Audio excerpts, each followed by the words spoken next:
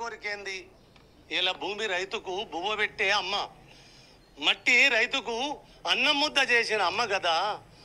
కోకాపేట భూములతోటి వేలమేసి అమ్మను నిర్లజ్జంగా అమ్ముకుంటున్నాం.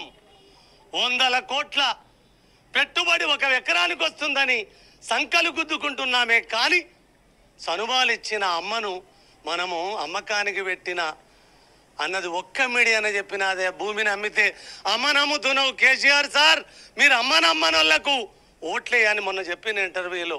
అమ్మను ఎవడమ్మడో వానికి ఓటేయాలని, అమ్మను ఎవడు నమ్ముకుంటాడో వాని మీద పాట కట్టాలని. ఇట్రావే, ఇట్రా ఇట్రా ఇట్రా. నువ్వెవరో నాకు తెలియదు కానీ నేను చూసినప్పుడు నీ బొమ్మ నాకు తెలుస్తుంది. ఈ పిల్లగాడు ఏంది, వీని పిల్లం పిల్లలు బాగుపడాలన్నా, వీనికి ఎకరాల కొద్ది జాగ వారాలన్నా కంటానికి గంటలు కొట్టుకొని పగలగొడుతున్నాడు. ఎవడికి ఏ నొప్పి అంటే అతనికి ఎక్కడనో కాలుతుంది. ఎందుకు కాలుతుంది?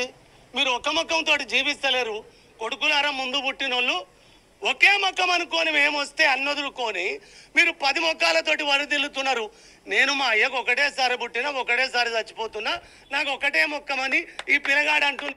చాలు, బాగా చెప్పినావు. ఏమన్నావు? భూమిని అమ్ముకుంటే అమ్మని అమ్ముకున్నట్టే అన్నారు. భూమిని ఎవడు అమ్మినా వాని మీద పాటలు కైగట్టండి అన్నావు. మరి ఇప్పుడు పాట కైగట్టిండ్లు. సందీపును మానుకోట ప్రసాదు ఇద్దరు కలిసి భూమిని అమ్ముతాన్లు, అడవిని చెరబట్టిండ్లు అని పాట కైగట్టిండ్లు. మరి ఇప్పుడు నువ్వు ఎవల సైడు? అందశ్రీ గారు ఇప్పుడు నువ్వు ఎవల సైడు? పటేల్ సైడా, ప్రజల సైడా? ఇప్పుడు మాట్లాడాలి.